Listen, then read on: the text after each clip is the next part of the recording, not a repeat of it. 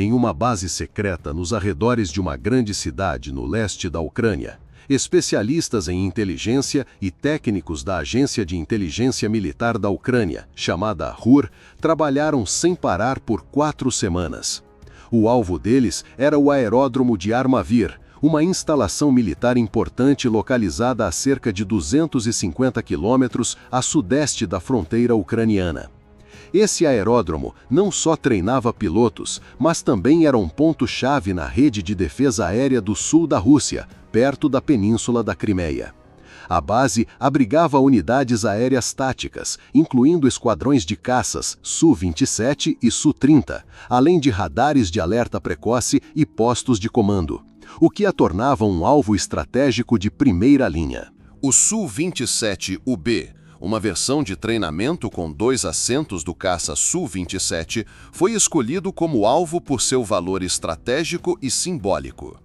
Com um peso máximo de decolagem de 33.500 kg, 2 motores AL-31F, que geram 12.500 kg de empuxo cada, uma velocidade máxima de 2 vezes e 35 centésimos a velocidade do som e a capacidade de carregar 6.000 kg de armas, incluindo mísseis Arar R-27 com alcance de 80 km e velocidade 4 vezes a do som, e mísseis R-73 com alcance de 30 km e guiamento infravermelho, o Su-27UB não era apenas um avião de treinamento, mas também um caça pesado em cenários de combate. A aeronave tinha o radar N001 Mayek, com alcance de 100 km contra alvos do tamanho de caças, além de sistemas avançados de controle de fogo, permitindo missões de interceptação e combate aéreo. O plano foi baseado em informações coletadas de várias fontes. Satélites comerciais forneceram imagens de alta resolução do aeródromo de Armavir, mostrando exatamente onde ficavam os hangares e os complexos de defesa aérea. Drones de reconhecimento RQ-20 Puma, com alcance operacional de 15 km e 2 horas de voo, foram usados para imagens noturnas adicionais, aproveitando sensores infravermelhos para detectar atividades de patrulha. Além disso, fontes internas na região de Krasnodar forneceram detalhes sobre o cronograma operacional do aeródromo, incluindo horários em que as defesas aéreas reduziam o nível de alerta. Relatos indicavam que os treinamentos em Armavir geralmente aconteciam das 6 da manhã às 8 da noite, com pilotos e equipes de solo descansando à noite, criando oportunidades para ataque surpresa. A RUR descobriu que o aeródromo de Armavir era protegido por 2 sistemas de defesa aérea Pantsir S-1, com alcance máximo de 19 km, alcance de detecção de radar de 35 km e mísseis 57E6 que atingem 3 vezes a velocidade do som. Esse sistema usava o radar 1RS-2-1E e sensores óptico-eletrônicos para detectar alvos. Cada unidade Pantsir S-1 carregava 12 mísseis 57E6 e 2 canhões de 30 mm 2A38M, disparando 5.000 projéteis por minuto, capazes de atingir alvos aéreos e terrestres. No entanto, a análise mostrou que o Pantsir S-1 tinha vulnerabilidades contra ameaças pequenas e de baixa altitude, como drones FPV, especialmente em mau tempo ou à noite, quando os operadores muitas vezes reduziam a vigilância. Essa fraqueza era mais evidente no modo semi-automático do radar 1RS-2-1E, com tempos de reação 5 a 7 segundos mais lentos do que no modo automático. A decisão de usar um drone FPV caseiro veio após muitas discussões. Esse drone foi projetado com uma envergadura de 1,20 m, peso total de 5 kg, velocidade máxima de 150 km por hora e alcance operacional de 300 km, alimentado por uma bateria de lítio de 6 células. Sua ogiva incendiária de 2 kg, com uma mistura de termite, pó de alumínio e óxido de ferro, podia gerar temperaturas de 2.500 graus Celsius, o suficiente para derreter a liga de alumínio-magnésio do Su-27UB. O sistema de controle usava sinais criptografados com AES-256, resistentes a sistemas de guerra eletrônica russos, como o Krasuka-4, que podia interferir em um raio de 300 quilômetros. Para aumentar a sobrevivência, o drone foi programado para voar a baixas altitudes, abaixo de 100 metros, usando o terreno montanhoso e vales na região de Krasnodar para evitar detecção por radar. O drone também tinha um sistema de navegação inercial reserva, que permitia manter o curso mesmo se os sinais de GPS fossem interrompidos por 15 minutos. Os preparativos duraram 4 semanas, com técnicos testando o drone em um campo de tiro no centro da Ucrânia. Os testes incluíram voos a baixa altitude, simulações de interferência eletrônica e ativação da ogiva em alvos simulados. Uma equipe de inteligência eletrônica, chamada ELINT, foi posicionada perto da fronteira para monitorar emissões de radar do aeródromo de Armavir. Eles descobriram que os sistemas Panzer S1 muitas vezes mudavam para o modo semiautomático à noite, com equipes reduzidas a 2 operadores por unidade para economizar pessoal. Essa vulnerabilidade levou a UR a planejar o ataque para 1 da manhã, quando as defesas aéreas russas estavam menos alertas. A equipe ELINT também notou varreduras de radar noturnas intermitentes do Panzer S1, com intervalos de até 15 segundos, criando janelas ideais para a penetração do drone. O drone FPV foi construído em uma oficina secreta nos arredores de uma grande cidade ucraniana. Escondida em uma zona industrial abandonada, a instalação tinha impressoras 3D industriais, cortadores a laser CNC e equipamentos avançados para soldagem de circuitos. A missão da equipe de engenharia era produzir um drone compacto e de baixo custo, poderoso o suficiente para romper as defesas aéreas russas e destruir alvos valiosos como o Su-27UB. Cada drone custava cerca de R$ 11.400 para ser produzido, uma fração dos 171 milhões de reais em danos que ele podia causar. A oficina funcionava 24 horas por dia, com 3 turnos de 10 técnicos cada, garantindo 5 drones concluídos diariamente para reservas de contingência. A estrutura do drone era feita de fibra de carbono composta, com 2 milímetros de espessura, mantendo o peso do chassi leve, cerca de 1,5 kg, mas rígido o suficiente para suportar ventos e vibrações em voos longos. O uso mínimo de metal também reduzia a reflexão de radar. O design modular permitia montagem em 4 horas e trocas fáceis de componentes. Um motor elétrico sem escovas de 1.200 watts foi escolhido por seu funcionamento silencioso, produzindo ruído abaixo de 30 decibéis a 10 metros, quase inaudível à noite. A bateria de lítio de 6 células alimentava voos de 2 horas, mantendo 120 km por hora em condições normais. O motor foi testado em temperaturas de -10 a 40 graus Celsius para garantir desempenho confiável em ambientes difíceis. O sistema de controle era o destaque do drone. Um processador ARM Cortex-M7 de 216 MHz, integrado a um módulo de GPS e navegação inercial, garantia precisão de posicionamento dentro de 1 metro, mesmo sob interferência de GPS. A câmera FPV de 1080 pixels, com lente grande angular de 120 graus e sensor infravermelho, entregava imagens claras em baixa luz com sensibilidade de 1/100º de lux. Os dados da câmera eram transmitidos por um link digital de 5,8 GHz usando criptografia AES-256 para resistir a interferências. Para reduzir a seção transversal de radar a menos de 1/100º de metro quadrado, o drone foi revestido com tinta absorvente de radar feita de compostos especiais, tornando-o quase invisível ao radar 1RS-2-1E do Panzer S1. O sistema incluía algoritmos básicos de aprendizado de máquina, permitindo ajustes automáticos de trajetória ao detectar interferência eletrônica, aumentando a sobrevivência em 20% em relação a modelos anteriores. A ogiva de termite era o coração do ataque. A mistura, 70% de pó de alumínio e 30% de óxido de ferro, foi acondicionada em uma carcaça de aço resistente ao calor de 2 quilos. Ao ser ativada, ela incendiava intensamente, atingindo 2.500 graus Celsius em 2 segundos, perforando a liga de alumínio-magnésio de 5 milímetros do Su-27UB. O detonador eletrônico era acionado com um impacto mínimo de 50 G, garantindo ativação precisa no contato. Para testes, a equipe realizou 10 explosões em placas de metal simuladas, confirmando propagação do fogo em 5 segundos.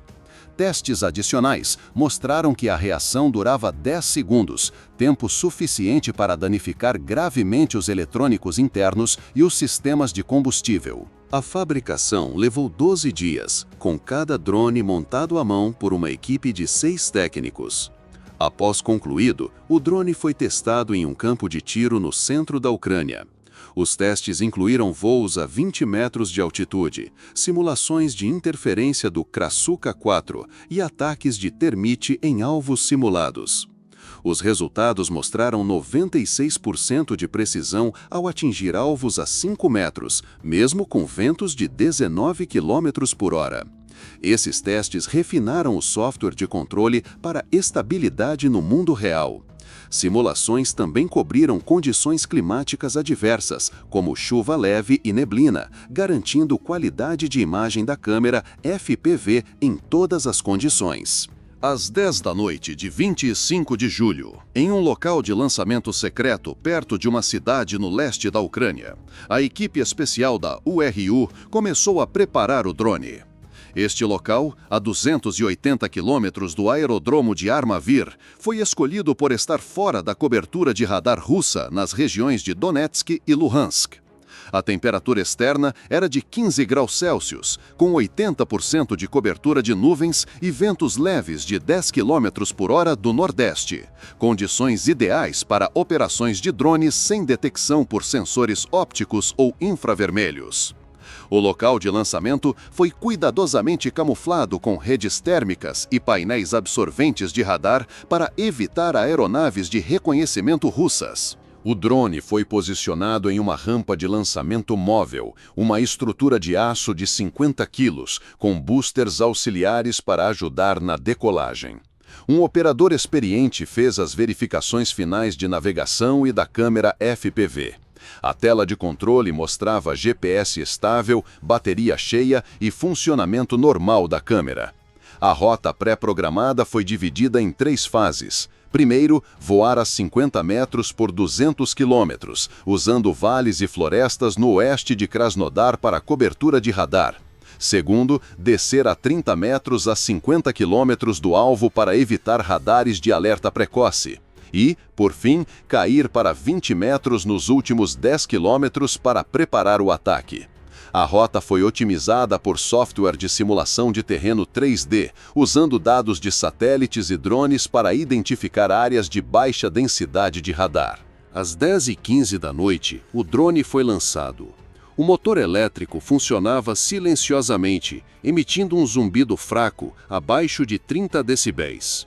Os monitores da base mostravam imagens da câmera FPV, vastos campos de trigo, estradas de terra escuras e luzes fracas de pequenas cidades. O drone passou perto de uma grande cidade em Krasnodar, onde havia uma estação de radar de alerta precoce de 3 GHz.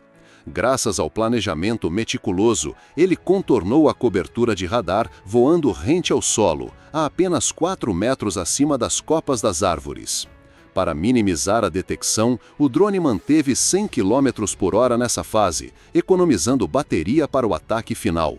Nos primeiros 30 minutos, enfrentou ventos contrários de 14 km por hora, reduzindo a velocidade para 90 km por hora. Mas o piloto automático ajustou a potência do motor para compensar.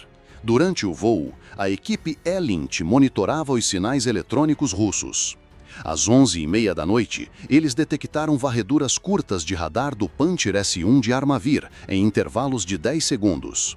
No entanto, não havia sinais de detecção do drone, graças à sua pequena assinatura de radar e revestimento absorvente. Por precaução, o operador redirecionou o drone por uma floresta densa perto de um grande rio em Krasnodar. O terreno acidentado, com colinas baixas e copas densas, protegia contra emissões térmicas e de radar. Os sinais do drone permaneceram estáveis, com um atraso de vídeo de 0,2 de segundo para controle preciso. A equipe Elint também notou uma interferência fraca de um Krasuka 4 a 50 km do aeródromo, mas a criptografia AES-256 evitou interrupções no controle. À 00:45 de 26 de julho, o drone chegou a 10 km do aeródromo de Armavir. Essa foi a fase mais perigosa da missão. O aeródromo era protegido por uma rede densa de defesa aérea, incluindo 2 unidades Panzir S-1, cada uma com 12 mísseis 57 E-6 e 2 canhões de 30 mm disparando 5.000 projéteis por minuto. Além disso, 3 canhões antiaéreos ZU-23-2, com alcance efetivo de 2,5 km e 2.000 projéteis por minuto, estavam posicionados em pontos estratégicos. Os sensores infravermelhos e o radar 1RS-21 do Panzir S-1 podiam detectar alvos pequenos a 5 km em condições ideais, mas nuvens densas e voo baixo reduziam sua eficácia. Os canhões ZU-23-2 eram operados por patrulhas noturnas, mas, devido à falta de pessoal, apenas um funcionava continuamente, com os outros ativados apenas em alerta. O operador mudou o drone para controle manual, usando a câmera FPV para orientação. As imagens mostravam luzes fracas do aeródromo, onde o Su-27UB estava em um hangar aberto. Com 22 metros de comprimento, envergadura de 14,5 metros e camuflagem cinza, o Su-27UB era facilmente identificável. A ogiva de termite foi armada com o fusível eletrônico configurado para impacto. O operador mirou a fuselagem central, onde ficavam os eletrônicos principais e parte dos tanques de combustível de 9.400 kg de JP-8. As imagens FPV também mostraram um caminhão militar se movendo perto do hangar, mas sem patrulhas de infantaria, indicando segurança terrestre relaxada. À 00:50 de 26 de julho, o drone iniciou o ataque final. O operador acelerou para 150 km por hora, mergulhando de 20 metros. Para penetrar as defesas, ele seguiu um caminho em zigue-zague, mudando 15 graus a cada 2 segundos nos últimos 3 quilômetros. Um radar Panzir S-1 detectou uma anomalia à 00:51, acionando um alarme e mudando uma unidade para modo automático. No entanto, o tamanho e o revestimento do drone impediram a trava. Uma rajada de projéteis de 30 mm do Panzir S-1 iluminou o céu, mas errou por pelo menos 50 metros. Ao mesmo tempo, um ZU-23-2 próximo abriu fogo, disparando 200 projéteis de 23 mm em 6 segundos.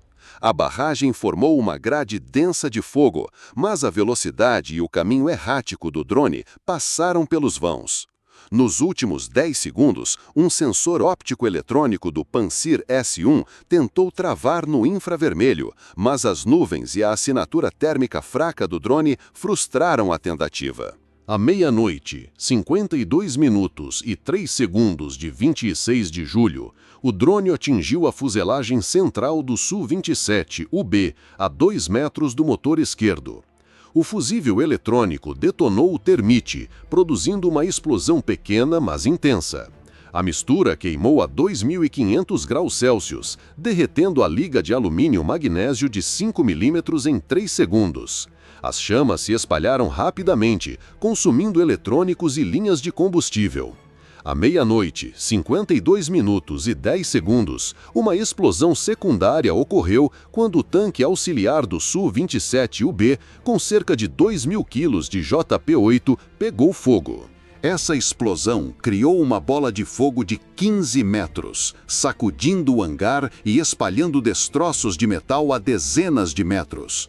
A câmera FPV capturou o momento final. Luz ofuscante, fumaça preta densa e fragmentos brilhando sob as luzes do aeródromo antes de perder o sinal.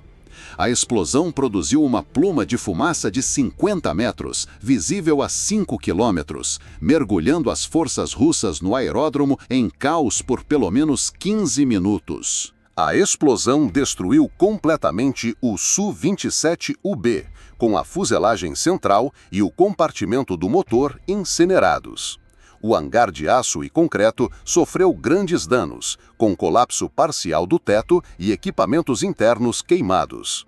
Veículos terrestres próximos, incluindo um caminhão de combustível e um radar móvel, foram danificados por destroços e calor. A UHR estimou a perda do Su-27UB em 171 milhões de reais, mais 11 milhões e 400 mil reais em reparos de infraestrutura. As comunicações do aeródromo foram interrompidas por 6 horas devido à fumaça e danos aos equipamentos. As operações de treinamento pararam por 72 horas, afetando pelo menos 20 pilotos em treinamento. Os danos incluíram a perda total de um radar auxiliar, reduzindo o monitoramento do espaço aéreo em 30% pelas próximas 48 horas. As forças russas rapidamente isolaram o local, enviando equipes de investigação e aumentando as patrulhas aéreas. Relatos não oficiais nas redes sociais sugeriram que a Rússia subestimou a ameaça dos drones FPV, cada vez mais eficazes nos ataques de longo alcance da Ucrânia.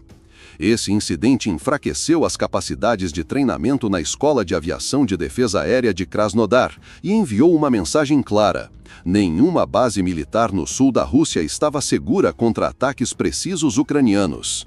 Relatos russos iniciais indicaram o envio de 3 unidades adicionais Pantsir S-1 e 5 patrulhas de infantaria em 24 horas, refletindo preocupações com ataques futuros. O ataque ao aeródromo de Armavir marcou um ponto de virada na estratégia da Ucrânia, demonstrando inteligência precisa, tecnologia de drones de baixo custo e planejamento ousado. O uso de drones FPV com ogivas de termite destacou a inovação contra alvos de alto valor com orçamento limitado. Embora a Rússia tivesse defesas avançadas como S-400 e Pantsir S-1, essas se mostraram ineficazes contra ameaças assimétricas como drones pequenos. Essa lacuna, combinada com a vigilância noturna reduzida, foi totalmente explorada pela Ucrânia. A operação destacou a produção em massa de drones baratos pela Ucrânia, custando 1000 vezes menos que o valor do alvo, pioneirismo na guerra econômica. Psicologicamente, a destruição do Su-27UB foi um golpe no prestígio da Força Aérea Russa, já desgastado no conflito. Krasnodar, perto da Crimeia e de bases importantes, emergiu como uma nova frente de guerra com drones. Para a Ucrânia, essa vitória aumentou a confiança na tecnologia e o potencial para ataques semelhantes. Desafiou a Rússia a melhorar as defesas contra ameaças pequenas e ágeis. A mídia ucraniana retratou o ataque como um símbolo de resiliência, com artigos destacando que um drone de R$ 11.400 derrotou um caça de R$ 171 milhões, elevando o moral das tropas. Na escuridão da noite de 26 de julho, um pequeno drone fez história ao destruir um símbolo do poder aéreo russo. Da preparação meticulosa à fabricação complexa, do lançamento ousado ao ataque dramático, essa operação exemplificou as mudanças na guerra moderna. Enquanto a fumaça se dissipava sobre o aerodromo de Armavir, perguntas permaneciam não apenas sobre os danos materiais, mas sobre como a Rússia responderia às ameaças cada vez mais sofisticadas da Ucrânia. Nesta guerra, tecnologia, inovação e persistência estão remodelando o campo de batalha, transformando alvos aparentemente invulneráveis em cinzas. A campanha de Armavir não foi apenas uma vitória militar, mas uma declaração de que a Ucrânia pode atacar qualquer lugar, a qualquer hora, com ferramentas que seu inimigo ainda não conseguiu combater.